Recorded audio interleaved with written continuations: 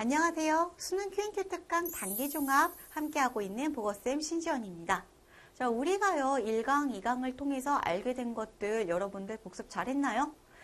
우리가 처음 마주하는 시들은 어떻게 해석해야 되는지, 그리고 우리가 해석한 다음에 선지를 골라야 되는데 이 선지에 자주 등장하는 이 개념들 대체 무엇이고, 그리고 요게 시에 드러날 때 어떤 모습으로 나타나는지 예시까지 다 해가지고 확인했죠. 자, 이만하면은 우리가 실전 연습에 들어갈 준비가 다 됐습니다. 이번 시간부터요, 이 현대시 직접 모의고사 나오는 그 형태 그대로요, 두 작품 엮인 그거 보고 한 세트씩 문제 다 풀어보려고 하거든요. 이제부터 직접 실전 연습이니까요, 혹시 복습 안 한 친구들 있으면요 하고 오셔야 됩니다. 자, 이제부터는 본격적으로 여러분들의 자신감이 쑥쑥 자라나는 시간이 될 거예요. 한번 시작해 볼게요.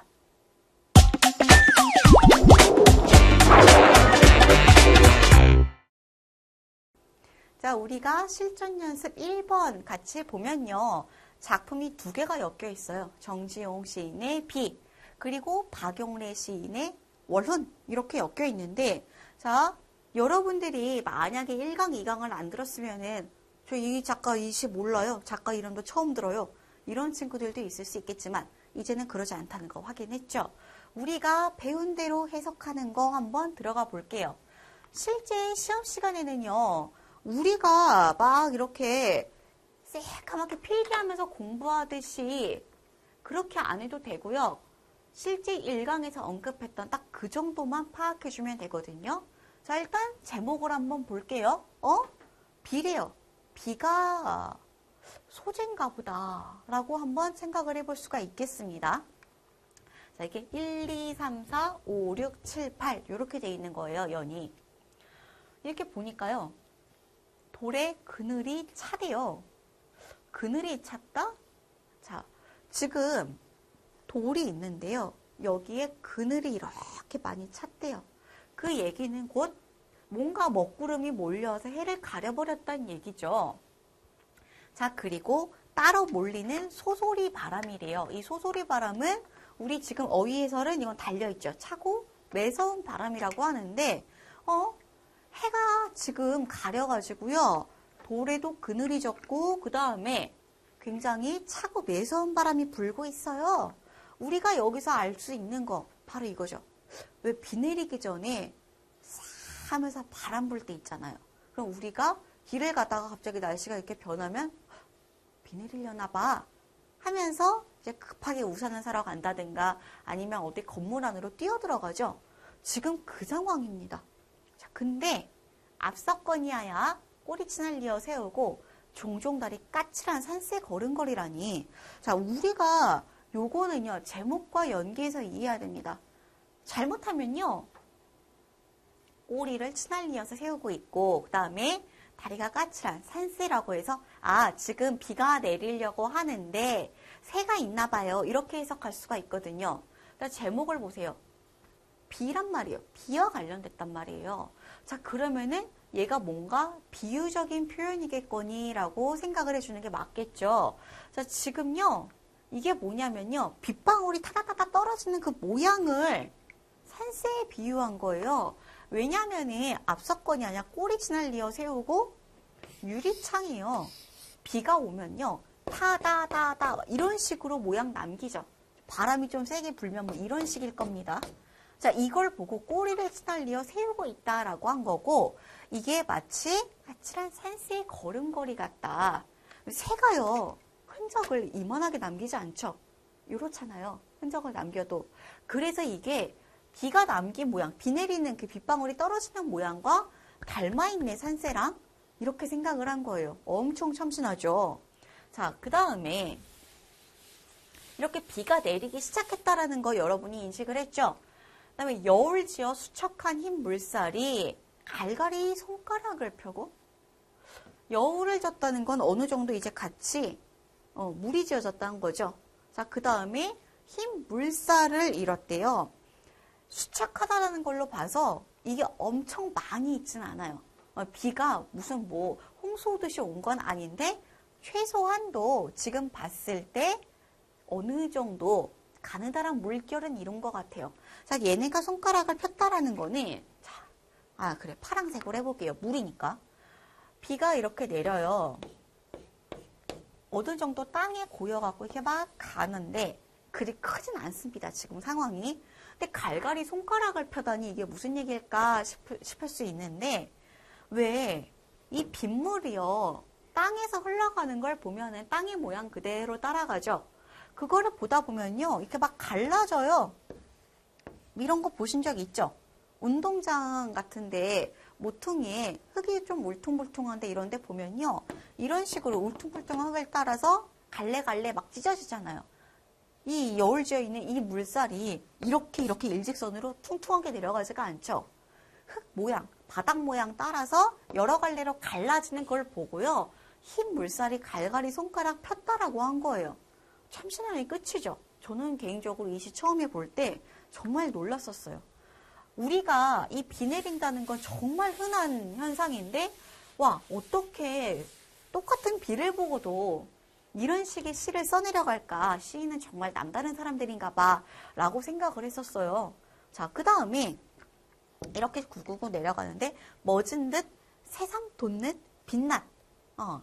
이 비물이요. 이제 멎으려고 이렇게 하다가 다시 또 도도도도 내려가면서 붉은 이파리들을 다 소란이 밟고 갔대요. 잎사귀 위에 비 떨어지면요. 되게 시끄러워요.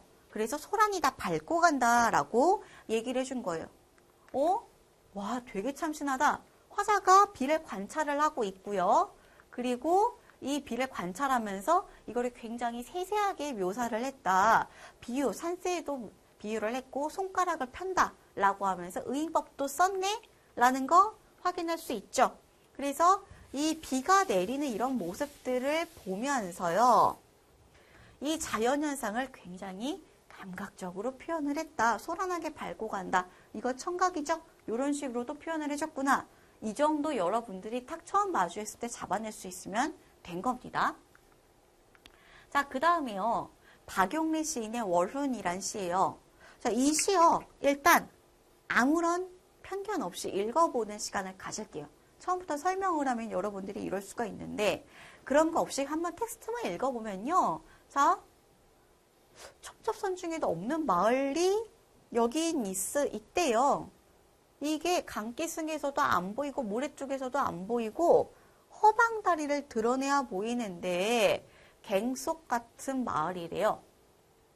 와, 이걸 보니까 마을이 어디 되게 깊이 들어가 있는 것 같죠.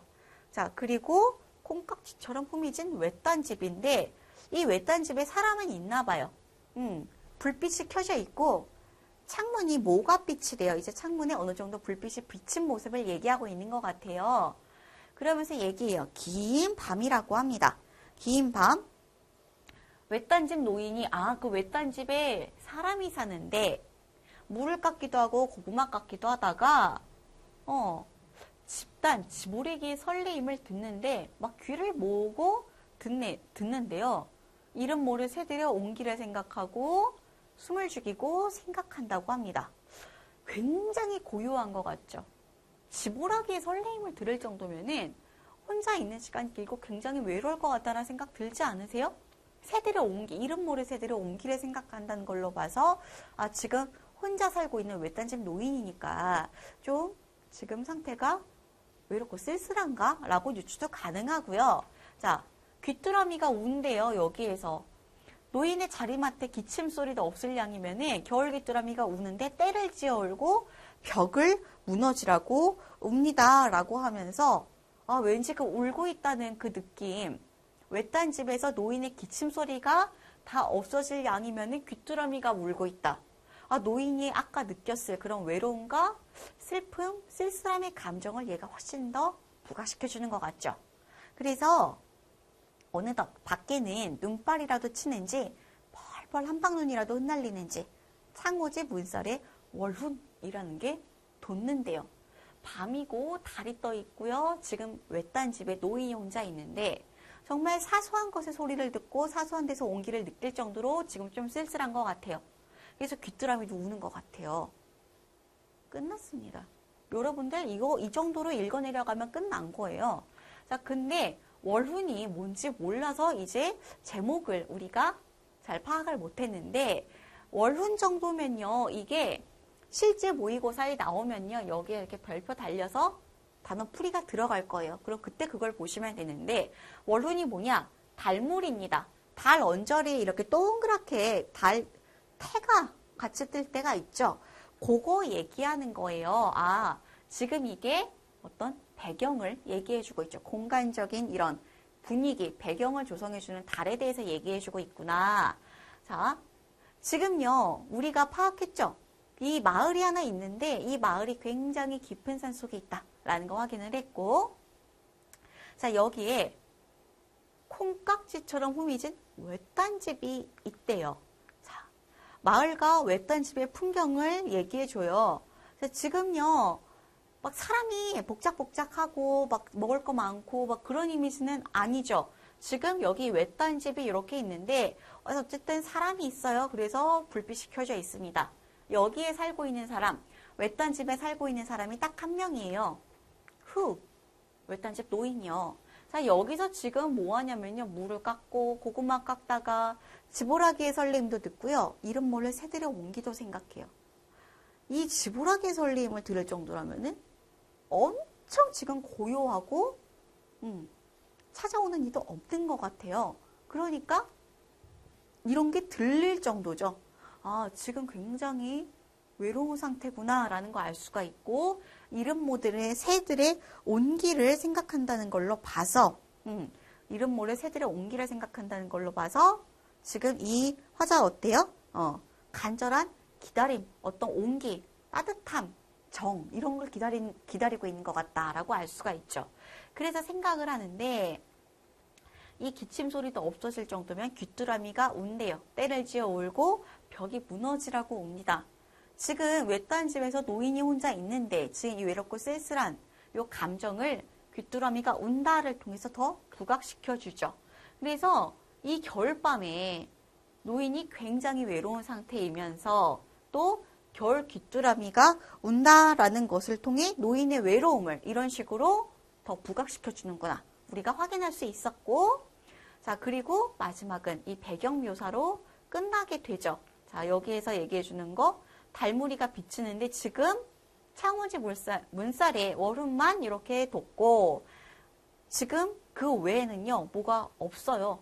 밖에는 펄펄 한방눈이 흩날리는데 노인은 끝까지 혼자죠.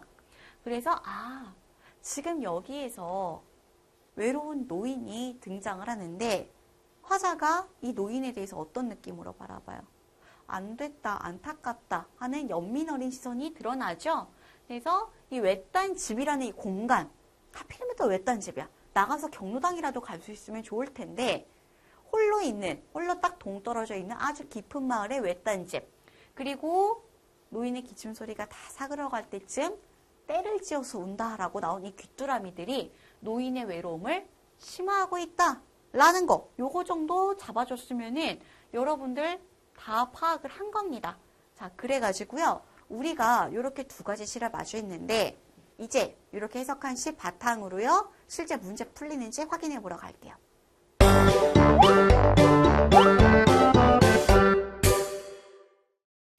자, 우리가 이제 문제풀이 같이 한번 들어가 보겠습니다. 풀이법이 실전 적용이 되는지 반드시 확인해 봐야겠죠. 자, 가와 나의 공통점으로 가장 적절한 것은 이렇게 세트 1번으로 나오는 문제가 뭐? 표현상 특징 물어보는 겁니다. 자, 1번. 대상을 관찰해서 시상을 전개하고 있다. 가에 어디 있나, 나에 어디 있나. 오래 걸리죠. 여러분께 한 가지 팁을 드리자면요. 가와 나 혹은 가나다 이런 식으로 2개에서 3개 정도 시가 엮였을 때 그 중에 하나 정도는 여러분들이 굉장히 파악하기 쉬운 시가 나올 거예요. 걔 기준으로 놓고 그 다음에 이 선지를 먼저 다 적용해 보세요. 보통 2-3개는 지워집니다. 시 하나, 가 시 하나 가지고서 한 3개 정도는 지워지고요.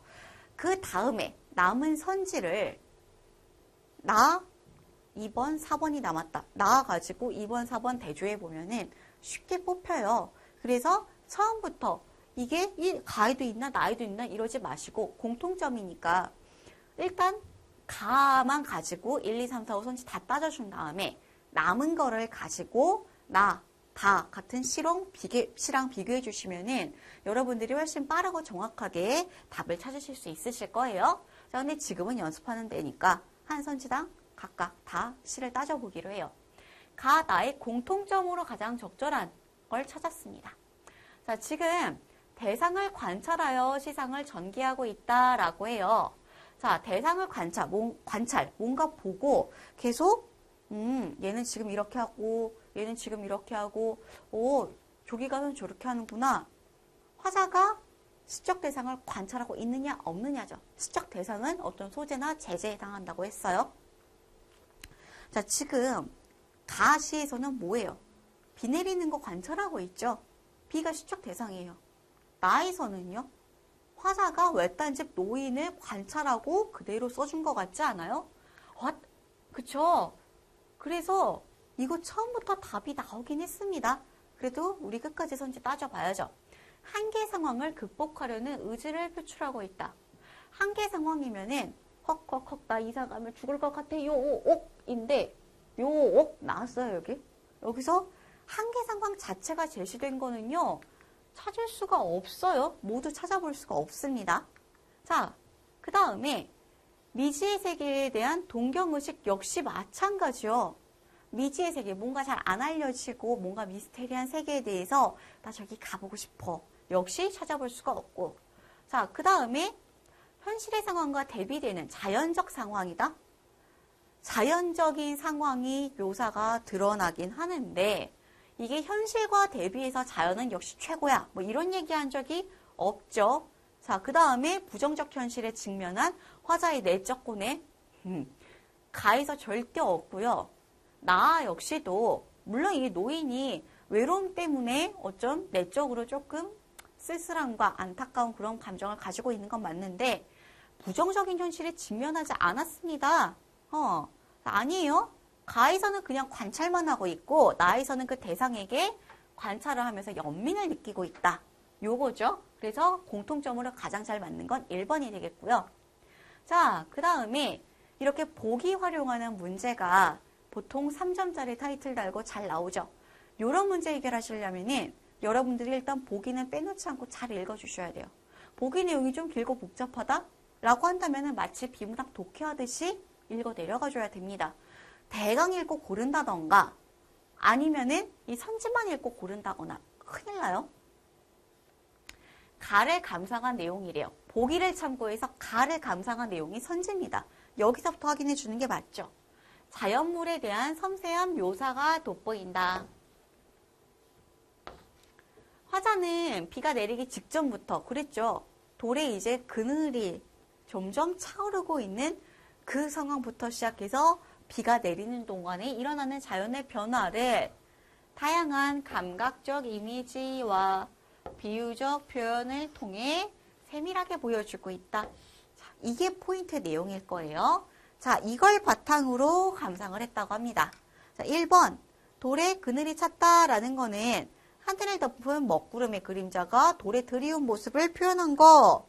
자, 지금요, 이 감각적 이미지 여기서 드러난 거 우리가 본 게 시각과 청각이란 말이에요.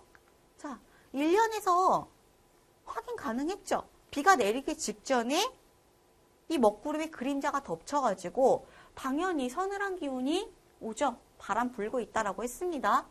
이거 적절하지 않은 거 고르는 중이니까 얘 맞으니까 지워지고요. 자, 그 다음에 소소리 바람이 몰려오는 상황은 비가 오기 직전의 상태를 묘사한 것이군. 자, 이 내용 판단하려면 어디예요? 여기죠.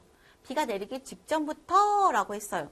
그렇다면 여기는 당연히 비 내리기 직전 맞죠? 그래서 차고 매서운 바람이라고 하니까 비 내리기 전에 차가운 바람이 확 하고 불 때 그거라고 했습니다. 보기를 통해서 그리고 소소리 바람이라는 시어를 통해서 충분히 확인 가능했고요. 자, 그 다음에 3번. 산새 걸음걸이. 자, 이거 여기다 비유한 이 비유적 표현이요. 빗방울이 경쾌하게 떨어지는 모습을 비유했다. 자, 비가 내리는 동안에 일어나는 자연의 변화. 지금 이거 찬바람 다 불고 이제 비 내리기 시작한 이 부분이잖아요. 투두두두 떨어지는 그 빗방울, 이거 산새 걸음걸이에 비유했다는 거 알 수 있죠. 그래서 이거 역시도 맞고요. 그 다음에 4번. 땅에 떨어진 빗물이 갈갈이 손가락을 펴는 것은 비가 멎었다 내린 후를 나타낸 것이군. 아니잖아요. 이거 땅 모양 따라 갈라져 내려가는 물줄기 얘기한 거였죠.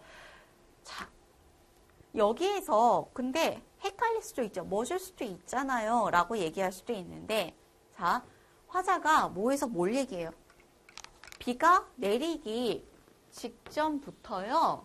비가 내리는 동안에 일어나는 변화만 얘기해요. 여기서 내리는 동안이라고 했지. 내렸다가 멎었다가 다시 내렸다. 이거 얘기 안 했죠. 그러면은 여러분들이 아주 확신을 가지고 답을 고를 수가 있으실 거예요. 자, 4번이 적절하지 않은 게 되죠. 여러 갈래로 흘러가는 그 물줄기를 보고 갈갈이 손가락 폈다라고 얘기한 겁니다. 자, 여기 5번 보시면요. 선지에서 뭐래요? 소란이 밟고 간다는 빗방울이 나뭇잎에 떨어지는 모습을 감각적 이미지를 활용해서 표현한 것이군이라고 얘기하고 있어요. 감각적 이미지 활용하면은 제가 지난 시간에 말씀드렸죠. 여러분들 못 떠올려줘야 돼요. 그죠? 아, 오감 중에 하나를 빨리 찾아줘야겠구나요.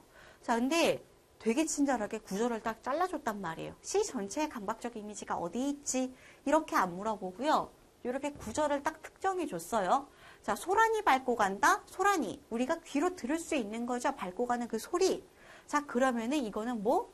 청각적 심상이죠. 감각적 이미지 활용해서 표현한 거 맞죠? 이렇게 지워주시는 겁니다. 자, 이거에서 여러분들이 조금이라도 망설임이 생기면 안 돼요. 이게 답이고 이게 답이 아니다는요. 항상 명확하게 떨어집니다. 자, 그 다음에 3번. 나의 표현상 특징으로 적절하지 않은 것을 얘기하고 있어요. 자, 나의 표현상 특징으로 적절하지 않은 거. 이제 자신있게 고를 수 있습니다. 자, 유사한 식구를 반복해서 대상의 정서를 부각하고 있다. 식구 반복이란 어디? 우리가 지금 읽으면서요. 귀뚜라미는 울지요. 어떻게 하고 웁니다. 이렇게 해서 웁니다. 반복을 해요. 자, 앞이 맞아요. 대상의 정서를 부각을 해주나요? 자, 귀뚜라미가 운다. 이 앞에 지금 시적 대상의 상황이 어때요? 이 할아버지 되게 외롭잖아요. 아, 외롭고 슬프고 쓸쓸한 할아버지의 이 상태를 얘가 또 운다라고 하니까 귀뚜라미가 때를 지운다 막 이렇게 얘기하니까 훨씬 더 부각된다라고 느껴지죠. 자, 그래서 뒤에도 맞습니다. 이렇게 선지가 앞뒤 다 맞아줘야 돼요. 자, 그 다음에 토속적인 어휘를 사용해서 향토적인 분위기를 조성하고 있다라고 하거든요.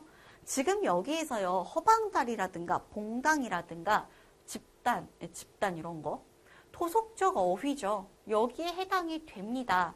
그래서 이렇게 좀 시골에서 사용되는 그런 어휘들이 등장을 하게 되면은 우리에게 향토적인 분위기를 조성해 주죠. 도시적인 분위기 절대 아니잖아요. 그쪽 지역에서 많이 쓰이는 고향의 언어들을 사용해 주면은 우리가 이런 고향의 느낌 잘 가질 수가 있으니까 향토적인 분위기 여기도 맞고요. 자, 그 다음에 음성 상징어를 활용해서 시적 상황의 현장감을 높이고 있다. 음성 상징어 하면은 얘 딱 못 떠올려줘야 돼요. 의성어나 의태어, 모양을 흉내내거나 소리 흉내낸 말 있나? 빨리 찾아줘야 되는데 자, 지금 여기에서 꼴깍, 그 다음에 뭐 후루룩 같은 요런 것들 드러나줘요. 그래서 이게 드러나다 보니까요. 여기서 어떤 느낌이 드냐면요. 현장감, 즉 리얼함이요. 리얼함 쉽게 말하면. 요게 훨씬 더 높여지죠. 뭐야? 앞, 뒤 다 맞네요. 그죠? 자, 그 다음에 대상의 감정이 투영된 자연물을 동원해서 정서를 심화해주고 있다. 대상의 감정, 어떤 시적 대상의 감정이 투영된 자연물. 자, 아까 봤죠? 귀뚜라미요. 귀뚜라미가 왜 운다고 하겠어요? 만약에 내가 기분이 엄청 좋으면 귀뚜라미 보고 노래 부르네 그럴 거잖아요. 자, 그래서 이 정서 심화해 주는 거 맞죠? 앞, 뒤 다 맞습니다. 자, 그 다음에 근경에서 원경으로 화자의 시선이 이동하면서 자, 근경에서 원경으로 시선이 이동을 하면서 대상의 내면 세계를 형상화하고 있다. 시선의 이동 또 나오네요. 한번 보면은 화자의 시선이 어떻게 이동을 하는가 요거 판단을 해줘야 되는데 자, 지금 마을 보다가 마을에 있는 외딴 집 보고요. 그 안에 들어가 있는 노인이에요. 즉 굉장히 먼 곳에서 가까운 쪽으로 오고 있죠. 지금 이게 앞뒤가 바뀌었어요. 진술이. 자, 그래가지고요. 지금 원경에서 근경인데 근경, 가까운 데서 원경, 먼데 본다고 해서 이 진술이 틀렸죠. 그래서 5번으로 골라줄 수 있습니다. 자, 여러분들이 1강, 2강에서 배웠던 내용만 종합해서 보면은 문제 얼마든지 풀어지죠. 자, 그러면요. 우리가 잠깐 쉬었다가 이제 실전 연습 2강 같이 들어가 볼게요.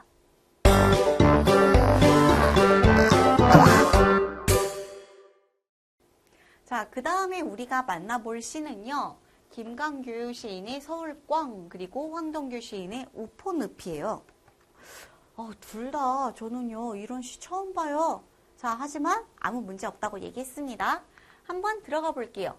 이게 서울꽝이란 시인데 서울특별시 서대문구 모퉁이에 개발제한구역이 있는데 이 홍시동 뒷산에 꿩들이 산대요. 아, 그래서 서울꽝이구나. 제목의 의미가 이해가 가죠. 한번 읽어보면서 보자고요. 화자가 어떻게 얘기를 하고 있는지. 이 가을날 아침에 장기가 우짓고 까투리가 꿩병아리 내리고 언덕길 쓰레기터에 내려와서 콩나물 대가리나 멸치꽁다리 주워 먹는데요. 장기나 까투리가 지금 쓰레기터에 내려와갖고 음식물 쓰레기 뒤져서 먹는 것 같죠? 지금 얘네 좀 그러면 안 될 것 같은데 큰일 났는데. 더 보면은 얘네가 어떻게 되느냐. 지하철 공사로 혼잡한 이 아스팔트 길을 건너서 힘들겠다. 꿩들이 이걸 어떻게 견뎌요? 살기 좋은 곳이 아닌데. 자, 이걸 건너면요. 인왕산이나 안산이 있는데 산이라는 걸 보니까 인왕산이나 안산이 어디 있는지는 우리 교재 해설이 달려는 있는데요. 지금 우리가요. 얘에 대해서 알 수가 없다고 할지언정 꿩이 산으로 간다라고 한다면 지금 이쪽이 더 살기 좋겠구나라는 걸 충분히 잡아줄 수 있죠. 근데 여기로 날아갈 수가 없대요. 어머나 어떡해. 그래가지고 이렇게 삭막한 돌산에 갇혀버린 꿩들을 서울 시민들처럼 갑갑하게 시내에서 산대요. 이 서울꿩의 삶이 너무너무 안 됐는데 어라? 얘가 갇혀서 사는 꿩? 근데 얘네가 어떻게? 갑갑하게 살아가는 게 누구처럼? 서울 시민들처럼. 그럼 서울 시민의 처지나 꿩이나 똑같이 안 됐다는 얘기 아니에요? 이쯤 잡았으면 끝났습니다. 자, 지금 개발 제한 구역에서 살아가요. 꿩이 서울에서 살아서 서울 꿩이에요. 근데 얘네가 굉장히 비참하게 살아가요. 쓰레기 뒤져갖고 겨우 먹고 살아요. 자, 여기에서 어떻게 이렇게 돌산에 갇혀서 갑갑하게 살아가는, 누구처럼 갑갑하게 살아가는? 서울 시민들처럼 살아가는 서울 꿩을 얘기해주고 있구나 라는 거 확인했죠. 그래서 지금 여기에서 지하철 공사나 아스팔트 길 같은 거는요. 꿩이라는 애들한테는 아주 안 좋은 도시 문명이죠. 그래서 상대적으로 꿩이 편안하게 살 수 있는 자연도시 등장은 하는데 여기 꿩이 갈 수 있다 없다? 없다. 그래서 굉장히 부정적과 긍정적으로 갈라지는 시어가 등장을 해주고 있다고요. 이 서울공을 통해서 뭐를 얘기하려고 했을까? 맨 마지막 이 서울 사람들처럼 서울 시민들처럼 여기서 나오는 거죠. 서울에 사는 사람들처럼 갑갑하게 시내에서 산다. 누가? 꿩이. 즉 꿩도 불쌍하고 도시인도 불쌍하다는 거예요. 이 서울 꿩의 이런 삶이요. 현대인의 삶을 상징적으로 투영한 해상이라는 거 여러분들이 요 마지막 연 보면서 알 수 있었죠. 단순히 얘네가 너무 안 됐어가 아니라 이렇게 안 된 이 꿩과 지금 우리 서울에서 살아가는 이 도시인들 똑같이 안 됐어. 너네가 지금 딱 이렇게 살고 있다. 라는 우리의 삶을 상징적으로 보여주고 있는 거예요. 요 정도 잡아주면은 문제 무리 없이 풀립니다. 자, 그 다음에 우포늪이라는 시가 있어요. 와, 좀 긴 편이네요. 우포가 어딘지 모른다 할지라도 걱정하지 말고 늪이라고 하니까 뭔가 자연적 그런 배경이죠. 배경 같은데 한번 읽어볼게요. 우포에 와서요. 빈 시간 하나를 만났는데 여기가 어떤 곳이냐. 송전탑, 송전선들도 사라졌고요. 이동전화도 사라졌고요. 줄풀 말은 뭐 이런 거 잘 모르겠지만 이거 어휘에서 달려있죠. 뭐 지금 이거는 전부 다 어떤 풀들이에요. 자연물들이네요. 이런 자연물들이 여기저기 모여 있거나 비어 있는 그냥 70만 평, 굉장히 넓죠. 아하, 이 문명에서 지금 완전 벗어나 있어요. 이 우포늪이란 데는. 근데 굉장히 광활하죠. 오, 이걸 보고 화자가 뭐라고 생각을 하냐면요. 누군가 맞구다 만꾼 같아 라고 얘기를 합니다. 그래서 잠자리 한때도 오래 움직이지 않고 떠 있고 지금 해오라기 몇 마리도 외발로 딱 서 있고 자 이렇게 뭔가 시간이 정지한 듯한 이 느낌 받으면서 감탄을 해요. 이런 곳이 있다니 시간이 어디 있나 라고 하면서 돌을 던져도 시침이 보이지 않는 곳 즉 여기에서 이 원시적 생명력 이런 게 가득 차 있는 우포늪에 대해서 감탄을 하고 있구나. 이 경이로운 생명력에 대해서 감탄하고 있구나 라는 거 알 수가 있죠.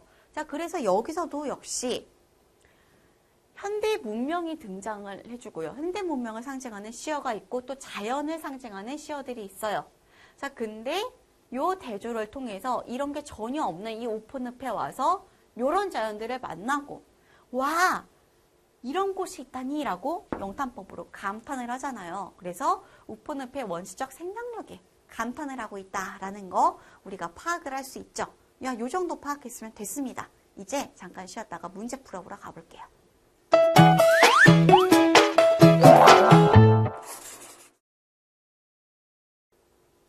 자, 가 나에 대한 설명으로 가장 적절한 걸 물어보고 있습니다. 자, 1번 가는 나와 달리 화자 자신을 대상화해서 현재의 삶을 성찰하고 있다. 자, 여러분들이요, 이렇게 생긴 문장을 되게 헷갈려요.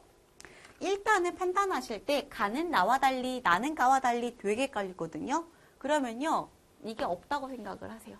일단 가는 화자 자신을 대상화해서 현재의 삶을 성찰하고 있다. 이렇게 읽고 판단하신 다음에 그 다음에 2차적으로 나에서 이게 있다 없다? 요거 판단해 주시면요. 좀 덜 헷갈려요. 가는 나와 달리 나는 가와 달리 하다가 대체 뭐랑 비교를 해야 되지? 하면서 막 혼란이 오거든요. 자, 지금요. 꿩이 대상이죠.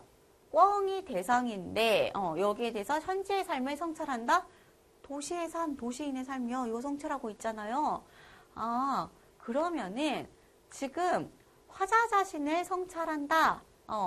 지금 아니죠. 화자 자신을 대상화한다가 아니라 꿩들 대상화했기 때문에 이거 아니죠. 현재 삶 성찰은 맞아요. 한번 생각해 볼 수도 있는데 화자 자신 요게 아니죠. 꿩이 대상이고요. 그 다음에 2번 나는 가와 달리 일단 이 지우고 들어가라고 했죠. 시간의 흐름에 따라 달라지는 대상의 모습을 관찰하고 있다. 시간의 흐름이라고 한다면요. 최소한 지금 아침 해가 떠오르고 있고 해가 중천해 갖고 이 정도는 나와줘야 된다고 했죠. 지금 그런 거 있어요, 여기? 시간이 멈춘 느낌을 받았다라고 했지 시간이 이렇게 흘러가고 있다라는 얘기는 추측할 수 있는 얘기가 없어요. 그래서 얘 역시도 아닙니다. 시간의 흐름에 따라 뭐 달라지고 이런 거 없고요. 멈춘 느낌 받고 있다라고 했고 자, 그 다음에 가는 이 대상에 대한 안타까움 그 다음에 나는 대상에 대한 경이로움을 드러내고 있다. 자, 이 서울공에 대한 안타까움 얘기하고 있죠. 그 다음에 나는 우포늪의 생명력에 감탄하고 있잖아요. 자, 그래가지고요. 지금 가장 적절한 걸 찾는 것이기 때문에 3번이 답이 됩니다. 너무나 확실한 답이죠. 자, 그 다음에 4번, 5번 쭉 따져볼게요. 4번. 가는 시어의 대비를 통해 나는 시상의 반전을 통해 지금 여기에서 대비가요. 시어의 대비가 맞는데 나에서 시상의 반전 드러나지 않죠. 오히려 여기서도 대비되는 소재 있잖아요. 자연하고 현대 문명 대비되고 있었죠. 둘 다 대비가 된다니까요. 시상의 반전, 즉 중간에서 확 뭔가 바뀌는 내용이 확 중간에 바뀌어버리는 내용 전혀 안 나옵니다. 시상의 반전 아니고요. 그 다음에 가와 나 모두 자연물에 의탁해서 화자가 처한 부정적인 상황을 부각하고 있다. 자, 지금 자연물에 의탁해서 화자가 처한 부정적인 상황? 화자가요. 서울 뻥 얘기를 해주고 오픈업에 와서 와우는 하는데 내 상황이 어떤지는 얘기 안 해줘요. 알 수 없는 내용은 아예 고려하지 마셔야 됩니다. 빼요. 그래서 적절한 내용 3번이 답이 되고요. 자, 그 다음에 2번 이렇게 보기 참고해서 문제 푸는 거면은 보기를 꼼꼼하게 봐주십사라고 얘기했어요. 자, 이거 나를 감상한 내용으로 적절하지 않은 것을 찾아야 되는데요. 얘를 바탕으로 봐야 돼요. 현대사회가 문명사회 해서 문명의 이기를 통해 생활의 편리함을 추구한다라고 하는데 이게 마냥 좋은 게 아니라고 하네요. 왜? 인간 소외와 정서의 고갈이라는 문제가 발생. 그래서 이에 대한 성찰로 문명에서 벗어난 자연의 세계를 어떻게 인간 본연의 존재감을 충족시킬 수 있는 이상적인 공간으로 인식하기도 하였다. 여기서 이상적 공간은 어디? 자연의 세계가 이런 공간이란 얘기죠. 자, 보기 내용 파악됐어요. 시 내용과 연관이 있네요. 그래서 이 우포늪이 이런 이상적인 공간이다라는 얘기죠. 자, 1번 송전탑과 송전선 생활의 편리를 위해서 전기 공급하는 시설 문명사회. 그쵸? 엄청나게 문명사회를 표상하고 있지 않아요? 그쵸? 자, 그래서 생활의 편리함을 위한 게 됩니다. 송전탑과 송전선은 생활의 편리를 위한 문명의 이기니까 맞고요. 우리가 지금 적절하지 않은 것을 찾아야 되기 때문에 패스. 자, 그 다음에 2번은요. 이동전화는 인간과 인간을 소통하게 한다. 인간 소외를 극복할 수 있는 매개체라니. 이게요. 보기가 없으면은 우리가 그럴 수도 있잖아요. 할 수 있는데 뭐라 그랬어요? 보기를 바탕으로 보기를 참고해서 이걸 따져봐야 된단 말이에요. 보기에서 뭐래요? 현대 문명이 인간 소외, 정서 고갈 문제 발생시켰다면서요. 인간 소외를 극복할 수 있는 매개체라니요. 아니에요. 그죠? 자, 그래가지고 답이 2번이 되겠습니다. 자, 답이 나왔지만 끝까지 선지는 확인해줘야 돼요. 자, 줄풀, 마름, 생이가래, 가시원 모두 문명의 이기와 대비되는 자연의 세계 속에 존재하는 대상들이군. 그쵸? 여기 문명의 이기와 대비돼서 자연의 세계를 이상적인 공간으로 본다라고 했는데 얘네 전부 다 그 자연물들이잖아요. 자연의 세계 속에 존재하는 문명의 이기하고 대비되는 그런 소재들 맞고요. 자, 그 다음에 누군가 맞구다 만꿈 같아 라고 해서 화자가 위치한 이 공간, 우포늪을 문명에서 막 벗어난 이상적 공간으로 인식하고 있음을 알 수 있군. 자, 이거 여기 나와 있죠? 자연의 세계를 이상적 공간으로 인식을 한다라는 이 보기 내용을 통해서 우리가 파악할 수 있고요. 다음에 5번이요. 시침이 보이지 않는 시간을 가리키는 그 바늘이 보이지 않는다는 얘기인데 그것 때문에 우리가 시간이 정지된 듯한 느낌 이거 얘기했죠. 자, 그래서 빠른 속도로 변화하는 현대사회에 대한 성찰, 이에 대한 성찰로 현대사회가 문제를 이렇게 가리켰고 그 다음에 이렇게 문제가 발생해서 이에 대한 성찰로 자연을 이상적 공간으로 설정하였다라고 보기 나와 있어요. 자, 당연히 현대사회에 대한 성찰이 깔려있는 게 맞겠죠. 자연을 이렇게 이상적인 공간으로 그려준 거는요. 자, 이렇게 해서 아주 자신있게 풀어내려갈 수 있었고요. 이제 마지막 문제입니다. 자, 기억부터 미음에 대한 설명으로 적절하지 않은 거를 물어보게 됩니다. 자, 기억이 뭐냐면요. 섬처럼 외롭게 남겨진 이래요. 자, 다른 사물에 빗대서 꿩들의 축소된 삶의 영역을 묘사하고 있다. 다른 사물에 빗댄 거 맞죠? 섬에 빗댔잖아요. 섬처럼 직유법이죠? 섬에 빗대서 축소된 삶의 영역, 외롭게 남겨진 아주 좁다라는 얘기잖아요. 아이 맞네. 지금 적절하지 않은 거 고르는 중입니다. 자, 패스죠? 아주 축소된 한 모퉁이의 소외된 공간이라는 거 우리가 이 시어 통해서 잘 알 수가 있고 자, 그 다음에 니은이 뭐냐면요. 도시에서 살아가는 꿩들의 모습을 제시해서 그들의 비참한 상황 콩나물 대가리 그거 주워 먹는다 거기잖아요. 눈물 없이 볼 수 없는 꿩의 비참한 생활 확인할 수 있었어요. 너무나 맞는 설명이고요. 자, 그 다음에 디귿이 이 아스팔트 길. 이게 도시 문명을 상징하는 시어죠. 자, 이것도 맞고 꿩들의 삶을 위협한다. 자, 이거 맞죠? 여기인데 이 아스팔트 길. 여기에서 얘네가 산으로 가고 싶은데 산에 갈 수가 없고요. 여기서 삭막한 돌산에 갇혀버린 꿩들은 이라고 하죠. 삶의 위협을 받는단 말이에요. 이 도시 문명은 꿩들의 삶을 위협하는 그런 대상이 되겠죠. 자, 그 다음에 4번. 여기 리을인데요. 이 리을을 보시면은 자, 빈 시간이라는 표현이에요. 여기에 대해서 뭐라고 나와 있냐면은 추상적 개념인 시간을 시각화해서 화자의 허무한 내면을 형상화하고 있다라고 했는데 자, 여기에서 지금 여러분들이 좀 모르는 게 시간을 시각화한다라는 그 표현이에요. 추상적 개념이 시간을 시각화한다는 게 어떤 거냐면요. 추상적 개념의 시각화 혹은 이 비슷한 말로도 시각화 혹은 구체화 이런 것들이 있습니다. 무슨 얘기냐? 추상적이라는 건요. 우리가 눈으로 직접 확인할 수가 없는 거죠. 근데 마치 이거를 눈으로 확인할 수 있는 것처럼 시각화 혹은 구체적으로 그려준다는 얘기예요. 예를 들어 이런 겁니다. 예시로 보면 확실하게 이해가 가거든요. 내가 너를 되게 사랑하는데 이 사랑하는 마음 요거를 내가 이 가방에 담아왔다 라고 해서 가방에서 사랑하는 마음을 꺼냈어요. 사랑하는 마음이라는 건요. 우리가 추상적으로 인식하는 거죠. 그 마음이 눈에 보여요? 이게 바로 추상적인 건데 이거를 시각화했다라는 거는 마치 내가 눈에 보이는 대상처럼 얘기해줬다는 거죠. 가방에서 내가 이 마음을 꺼냈어, 갖고 왔어. 눈으로 보이는 것처럼 얘기하고 있고요. 또 구체적인 실제 존재하는 대상처럼 대해주고 있죠. 그래서 이걸 가지고 시각화, 구체화하라는 얘기를 합니다. 여기서 빈 시간이다 라고 하는 것도 시간이란 눈에 보이지 않죠. 추상적 개념은 맞는데 이거를 마치 눈에 보이는 것처럼 시간이 비어있어 라는 표현을 써요. 요거는 맞습니다. 자, 근데 화자의 허무한 내면을 형상화한다?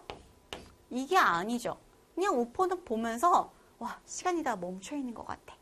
이 느낌만 받았다 뿐이지 화자의 허무한 내면 이런 거랑은 좀 거리가 멀죠. 자, 그 다음에 5번 보시면은 그냥이라는 수식어. 자, 미음 부분이 뭐냐면요. 그냥 70만 평이라는 얘기예요. 자, 요거를 사용해서 오포가 자연 그대로의 공간임을 강조하고 있다라고 하는데 요 앞에 보시면요. 어떤 문명 요런 거는요. 어때요? 다 사라져 있고 이동전화도 이동하지 않아요. 여기 있는 거는 이 자연물들 뭐 여기 줄풀 마름 요런 거 이게 여기 모여 있거나 비어 있는 문명이 닿지 않은 자연 그대로의 70만 평. 와, 이게 전체가 그냥 다 그냥 자연이야.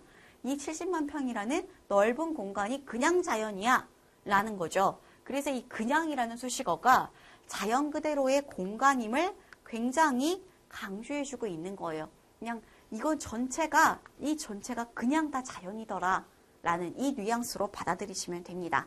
자, 이렇게 해서요. 우리가 실전 연습 1강, 2강 같이 해봤는데 우리 잠깐 쉬었다가 복습 포인트 잡아보고 마무리하겠습니다.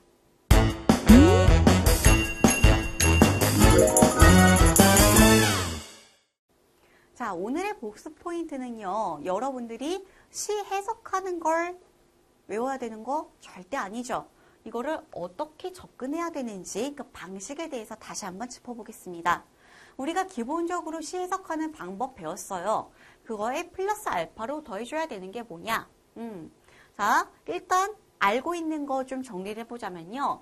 처음 보는 생소한 작품 접근할 때 어떻게? 주제, 뭘 중심으로? 제목이랑 화자가 무슨 얘기를 하는지 이걸 가지고 주제를 우선 파악해주고 이 주제를 기준으로, 즉 화자가 무슨 얘기를 하고 있고 어떤 상황인지를 기준으로 해서 시어의 긍정, 부정 분류해주고 아니면 뭐 감정이입이라든가 어떤 특별한 장치가 시어에 되어 있는지 요거 확인해 준 다음에요. 마지막으로는 표현상의 특징을 체크해 주는데 이 표현상 특징 애들은 우리가 봤듯이 보통 주제 강조해 주는 걸로 귀결이 많이 되죠. 자, 그리고 또 하나, 가나 아니면 가나다. 보통 이 형태로 엮어져 나옵니다. 그럴 경우에는 여러분들이 가장 자신 있게 해석할 수 있는 시 기준으로 먼저 선지를 지으시라고 말씀드렸죠. 그래서 내가 나중에 나 이거 진짜 처음 보는데 내용도 좀 어려워요. 그러면은 선지가 1, 2, 3, 4, 5 있다고 했을 때 일단 가지고 지우세요. 공통점 찾으라고 할 땐 딱 맞는 얘기죠. 그래서 공통점을 찾으라는데 둘 중에 하나 내가 자신 있게 아는 시 기준으로요. 얘 판단을 해주시고 남은 선지가 나에 비추어 보았을 때 어떻게 해석이 되지? 맞나 틀리나? 이렇게 해보시면은 훨씬 더 빠르고 정확하게 문제 풀어내실 수 있어요. 요 두 가지 잘 기억을 해주시고 여러분들이 문제 다시 한번 복습을 하실 때 스스로 설명을 달아가면서 이러니까 얘는 답이 아니고 이러니까 얘는 답이에요 라고 얘기할 수 있을 수준으로 복습하셔야 됩니다. 그냥 지나가시면 안 돼요. 풀어봤으니까 끝이 아니라 선지에서 조그마한 그런 의문점도 남기시면 안 됩니다. 반드시 복습 철저하게 하시고요. 우리는 다음 시간에 다시 만나요.